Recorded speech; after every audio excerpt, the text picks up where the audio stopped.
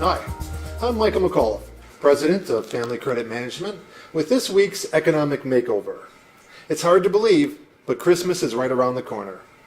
And while Christmas brings many good things, time with our family, celebrations, to many people, it's also a household budget bomb.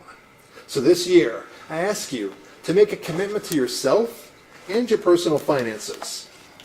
And if you have children, set an example to them that going overboard, spending money you don't have, it's just a bad idea. Set a family spending limit and stick to it. Make sure gifts are meaningful rather than plentiful. There are lots of ideas and suggestions all over the internet about how to save. We have lots of them ourselves. Keep a list, plan ahead, avoid impulse items. But the key is you. Take control and decide this year you are not going to let the holidays wreak havoc on your personal finances. Teach your children important lessons about money management, and maybe start putting money away in an old-fashioned Christmas Club account, so next holiday season you'll be all ready to go. Remember Christmas Club accounts people used to use to prepare for the holidays? Our finances sure seem like they were a whole lot better back then. You can also consider opening an online savings account, which often gives you a higher interest rate than brick and mortar banks would.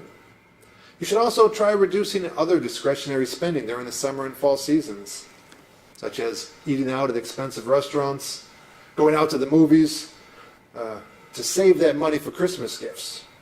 Remember, the holiday season is about more than the gifts. Make sure you take time to enjoy being with your loved ones during the best time of the year. Thanks for watching. Have a wonderful holiday season. We'll see you next time.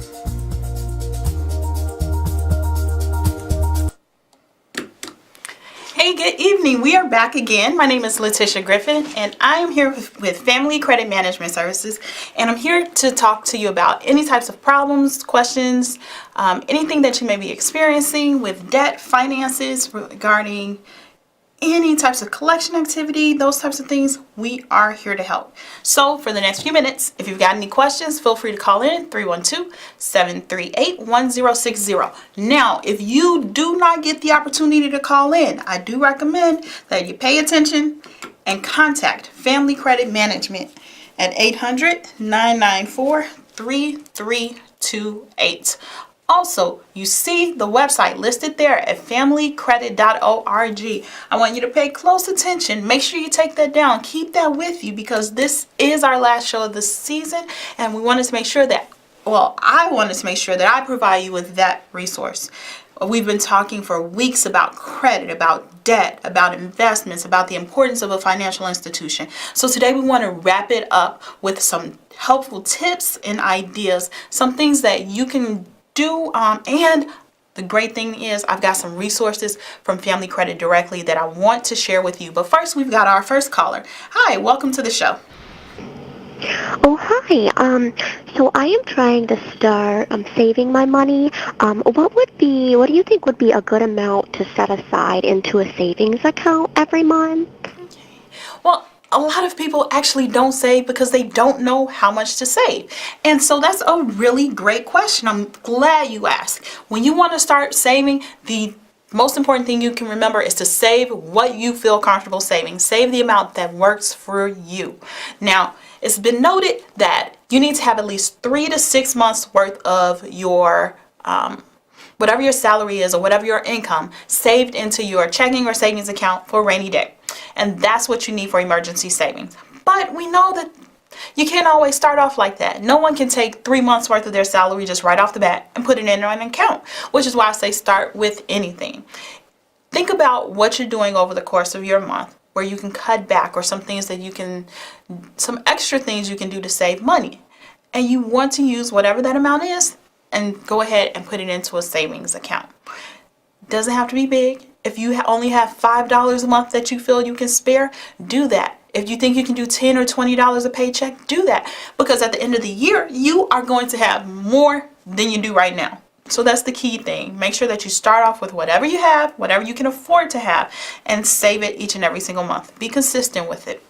So glad we started off talking about savings. We've got some great resources that are available from Family Credit. And again, I want to give you that website so that you can write that down and you can contact Family Credit. Go to the website, the phone number, dial them, and get the resources that they have on hand to send you for free. That's the best part about it. These resources are available to you. You don't have to pay for them, but they're going to give you what you need to make it. So we're talking, this is the end of the year. Everyone's all nervous about Christmas, and they're nervous about next year, making sure that their goals are met, that they know what they want to do next year, making sure that they've got all the presents and they've bought everything that they could possibly think of. So that's why we've got these tips for you. First thing, we talked about savings. So few things. If you contact Family Credit, there's this guide, this great interactive guide called 100 Small Ways to Save Big. I want to give you a little bit closer view. So take a look at that, 100 Small Ways to Save Big. Also, with this guide, it's interactive. So look at that. There's some tips and everything that you can go through and look at different ideas to help you save money. So our caller was really asking about, how do you start saving? This guide will help you. So let's take a look at some of the things that we see listed here in this guide. In order to save money every single day, what are some things we can do? It's broken into sections. So when you start going through it, you see that there's utilities. Let me see if we can get it going right here. So we've got utilities that you can look at. It's broken into home management, entertainment, different ways that you can save that way.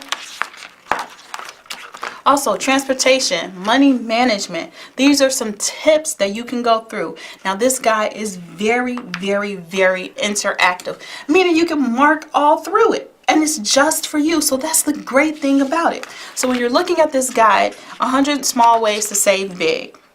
And it says, have more for the things you want. And we all want things out of life, right? So this is the perfect place to start. Now, you may say, okay, I'm struggling with my utilities. How can I save each and every single month on my utilities? Let's go through the guide and see what they say. Now, it says that you can install a programmable thermostat for heat and air or adjust your home's temperature. Is that something you're willing to do? Is that something easy? Might cost too much to, replace the thermostat, but what about reviewing all of your cell phone bills, seeing what you're being charged for, compare the rates that you're being charged. These are some things that happen to us every single day, but we don't even think about. Have you taken a look at your utility statements just to see what you're being charged each and every single month? Sometimes they charge us for things that we don't even realize. So this guide gives us a great place to start, some things to think about. Also, how many of you thought about, let's say, replacing your shower head with a low flow model? That can save you 30% on your water bill. And water bills in Chicago are pretty expensive. So if there's a way for you to save money on that, it's worth taking a look at. Again, this is the perfect guide. It's interactive and there are things in here that you can do. Contact Family Credit at 800-994-3328 to figure out some more tips, some things that you can do. Also, this is something that you can even do with your children too, because guess what? There's some tips and ideas that they might even find necessary. Some things that might work for them. So it says, go to places with your children where kids eat free. So many different restaurants in the area that will give you a good deal or a special certain days that they have where kids eat a free or reduced meal. That always saves us. So think about those things when you're looking at a different way to save. Also, contact the counselor Family Credit. I'm going to put this on top of the number so when you, I'll show you this a little bit more in depth. Okay, so what I'm showing you here is just a credit card sleeve that Family Credit has available for free. Why? So you can think about your spending before you actually do it. These credit card sleeves are a great way for you to hold your credit cards. But not only that, they've got writing on it. Let's see if you can see that again. The logo says stop, think, save. And that's what we want to do before we make a purchase. Before you go out and you buy that new blouse or that new pair of shoes, or you get the most expensive gift for Christmas for someone, stop. Think about your choice. Think about the decision. Think about what it is that you're purchasing and save. If you put more thought into your purchases, hey, we'll go over that in a sec. I'll tell you how that'll work for you. Also, on the back of the credit card sleeve, it says, put me back. I am saving for. And guess what you're supposed to do there? That's right. Write out your goal. So when you think about what you're saving for, you think about whether you want a vacation, whether you want to just be able to pay your bills, whatever you're saving for, go ahead and write that on that credit card sleeve. And then when you're out there making that purchase, you can actually stop what you're doing, think about that purchase, and decide whether you want to save. And when we think about saving, there's other ways to do that. So we'll go over that in a minute. But right now we've got our next caller. Hi, welcome to the show. Hi, my student loans are coming out of forbearance and I can't afford to make the payment amount. What are other options for me? Okay, that's something that a lot of people struggle with, especially nowadays with student loans. But there are options that you need to be aware of. So when you've got your student loans are really, let's say the student loan lenders, they want to see you pay off the debt as soon as possible, but they usually give you terms up to 10 years. And so they want you to pay that whatever astronomical number or amount that you come up with for a student loan payment within the next 10 years. Sometimes that's a little bit hard. So there's some plans out there. First off, you've got your graduated extended repayment plan. And with the graduated plan, what they do is they take your payment and they base it off of your income, your discretionary income that you have. They take your payment and they stretch it over 25 years. And they figure in the interest that you're being charged on the loan. And they say, okay, if you were to take this loan and pay it off over the next 25 years, this is going to be your payment. Now, sometimes, hopefully that payment will be a lot less than what you're paying now. But it does have an impact on your budget. So you want to make sure you can afford that extended graduated repayment plan. If you cannot, then you want to contact the student loan servicer and see what type of options are available, because now there's income-based repayment plans out there that are solely meant and focused on what your income is right now, and how much you can actually afford to pay each and every single month. So if you've got some hardships that you're going through, if you've got something that, you feel like you can't make that payment, you can reach out to them and set up a repayment plan. Now you will have to probably supply your paycheck stubs, or you might need to supply your tax returns or something that legitimizes your income and verifies that, yeah, you really can't make that payment. If you got some hardships going on, you can even appeal to them, most likely in a written form. Contact your student loan servicer, see how to get a letter to them showing your hardship, and they will be able to work with you. Sometimes they will even extend your forbearance a little bit, or if you're in deferment, they may extend that a couple of months, which will give you time to set up a plan and get things in motion too. Student loans, they really do affect your credit report and your credit score. So you want to make sure you keep them in good standing. So staying on the phone with them and communicating is the best way to do it. Give them a call, reach out, and there's sometimes we don't know how much we owe in student loans. We just know that we have them. So what you can do is you can reach out to the U.S. Department of Education, and you can do it on their website. Log in, create an account on their website where you can log back in from time to time, and you can get a list of your credit reports. A list of your student loans. It's just like your credit reports. And they have that information available so you can see everything you owe that's relating to a student loan. It'll show you the date you received it, what school you were at, and it'll give you all this information that you never even thought about. So that's the best place for you to start. Then you can also consider consolidating your student loans as well. And with student loan consolidation, you really want to go with a servicer that will give you the best options. So be sure that you contact them, let them know what you're going through, and set that plan up. That's going to help also with whatever your goals are, whatever you're trying to do, whatever you're saving for. Get in contact with those student loan lenders. So I do recommend that. Remember, U.S. Department of Education, go to their website, log on, pull off your reports for your student loans. Now we're back to talking about tips and goals or things that you can do for the new year, for the holiday season, and for the new year to make your life better, that will make you reach your goals. So we've got a couple of other tools that I wanted to talk to you about here with Family Credit Management. But first, looks like we've got another caller. Hi, welcome to the show. Hi there. Great show. I just had one little quick question, sort of an observation. I was on freecreditreport.com last week, and I downloaded all of those, or not really all of them. There's still one that you get. But about 2 minutes later on social media, Facebook started to offer me refinance loans. Are the big companies sharing this information with the social media companies, do you know? Honestly, you do have to be careful with that because everyone is watching what you do. And you may see that with Facebook and with other social media, even with Google, the things that we're doing online, they're keeping a track of it. We've got cookies that are involved and that are tracking what we do, what we look up. And sometimes you may even notice that you will look up a website, and then later on, you'll see that website or an ad for that website, because that way they know that you're interested in them. You've got them in mind. So, hey, if they make themselves more relevant to you, they're listening, they're watching what you do, then maybe you'll click on their ad, or maybe you'll contact them to see what they have to offer. Now, when you think about sharing information, of course, they need your permission to do that. So sometimes we give other places permission without even knowing.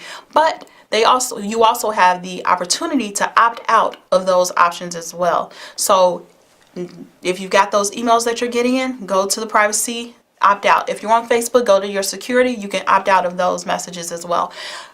Great thing for you to do. Look at the Consumer Finance Protection Bureau, the Federal Trade Commission. They have some great information on how to opt out, and privacyrights.org. So they've got some really great, helpful information which will show you how to actually go about doing the national opt-out and how to do it online too. So look that up, privacyrights.org. Looks like we've got our next caller. Hi, welcome to the show. Hi, my father had credit card debt in his name only, and he recently passed away. I wanted to know, is my mother now responsible for paying back his debt? Okay. Well, honestly, if your father had the debt and it's just in his name, then it was just your father's responsibility. Now, some of the lenders may go after or may try to see if they can make your family responsible for it, and that typically only happens if there's an estate or some sort of payout that they know that they can get in on. So you do want to look at contacting an attorney. If you do have a trust or a estate, something set up, then you do want to seek legal advice for that. But typically, if your mother had nothing to do with the debt, then she is not liable. If she is just an authorized user on some of his accounts, she still is not liable. If they were joint on the debt, though, so if both of them signed for it, then yes, she is responsible, because by them being joint, what she's initially saying when she got the account is that if something happened to him or he was unable to make the payments at that time, she was responsible for it. So that's what you really need to look at. See if you can look at her credit report and see if she's held on any of the accounts that she might be liable for. Looks like we've got another caller. Hi, welcome to the show. You know, you're always doing some wonderful things by giving everybody good advice. You know, real quick, a couple of things that I heard you say of saving. And I still do it up till today. I get 4 of those 5-gallon water jugs. And one jug I keep quarters, nickels, and dimes. Another one I keep singles. Another one I keep 10s. Another one's 20s. Cover it up and wait for like half a year. And then look at it, open it up, look at it. I swear it makes you want to even save more, because you see how much you're saving. That is always good for me, and I still do that. Another thing, I never, ever, only card I walk out of here was one of those bank cards. That way I know I could get anything I ever want. I know I could just transfer the money back into the account, and then I know I don't owe anybody. And I never, ever go to an ATM machine.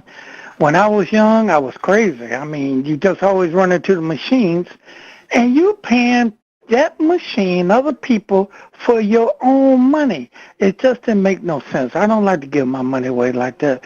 Go to the bank, get your X amount of money and keep it at the house and you're okay. But again, listen, you always have some wonderful tips, that beautiful smile on your face. That's why we keep coming back and listening to you. Everybody, happy holidays, Merry Christmas, be safe, and watch these crazy people out here. Thanks for taking the call. Let me get out there. Thank you so much for calling in. And you brought up some really great points too. One of the things that we don't even think about anymore is that the power of actually watching your money grow. So you stated that you were able to have your savings, but you're actually seeing it because you're saving money in the house, and you can actually see by putting it in the jars and containers, and then you get set a period of time where you go back in, and now you can take the money to the bank and see how much it's worth. And yes, you're right, that does cause us to want to save more. Think about this. If you're a person that actually uses cash a lot, and sometimes you may even find yourself carrying around change or loose dollars or things like that, think about putting that over to the side and watching that grow. That is really powerful, and it helps you save more. So we appreciate you calling with that tip. And as far as with paying for the ATM fees, you do want to look around for that, because now there are some banks out there that don't charge you to use the ATM. So do some research. There's some local banks out there where the ATM charge is free. Look around for that. Looks like we got another caller. Okay. Hi, welcome to the show. Hi, I recently paid off all my credit cards. Do you suggest that I close all of them, or will that affect my score in any negative way? Okay, now if you've got credit cards and you pay them off, do not close them. You want to keep those accounts open as long as you can, because honestly, with the credit report and our credit score, we know, the report's going to stay there. We're going to see those on the reports whether they're closed or open, but the score only looks at active information. So you want that account to be open. Even though the balance is zero, that's the best thing for you. So if you're worried about that account being closed, every now and then use it. Every 6 months or so, make sure that those creditors know you still want that account. Charge $5 and pay it off the next month or something like that. But you want to make sure you're staying active, that the account's staying open, and you don't want them to close it, because it does affect your score. And the way that it does is payment history. Your score largely looks at your payment history. I mean, over 30% of your credit score is based off of your payment history. And actually, we've got another great guide that Family Credit offers that will actually go a long ways in helping you decipher that. And it is called Personal Finance Made Easy. So the great thing about Personal Finance Made Easy is that it'll show you those things. It'll give you what you need to do in order to improve your credits and improve your credit situation. It's really interactive. Again, you can write through this because it's yours, and Family Credit can send it to you for free. Now, we talked about, I think you said, looking at your credit score. What's important in your credit score? Look, it's going to tell you what's important in your credit score. What's your credit score made up of? It'll go over that. What's good credit? What's bad? And this is things that you can have to go over your credit when I'm not available. So keep that in mind. You can contact Family Credit. They will send you these. They can send you multiples as well. So if you are, maybe you have a church group or something that needs some information, that needs some financial literacy, that would like to do things better, that would work on building things up in the community. These are great tools that are available for free. You can contact Family Credit and get them for free. I've only got a couple of minutes here, so I wanted to wrap this up. Another thing, Christmas, and we don't have a lot of money. We do not have I know we don't have a lot of time, but if you don't have a lot of money and you've got some little kids in your life and you are looking for like the perfect Christmas gift, got it for you right here. Catherine and Elizabeth Go Shopping. This was actually put together by credit counselors at Family Credit, and it is a great little story about the importance of spending and also teaching needs versus wants and the gift of reward. Look at the graphics here also. Now, I told you this is available for free from Family Credit. All you have to do is call them and request this information. So that's Catherine and Elizabeth Go Shopping. Like I said, the best little Christmas gift for free that you can get. So reach out to Family Credit, 800-994-3328. Now, if you've got any more information about goals, about savings, about anything regarding financing, I we won't be back next week, but feel free to take down this information. And when we start up again next season, you'll be able to call in and just tell us how much success with that you've had with the tools that we have to offer. So again, feel free to call in 800-994-3328 or familycredit.org. Go online right now and suggest this book for Christmas for someone in your life. All right. Well, we will see you next season. Take care.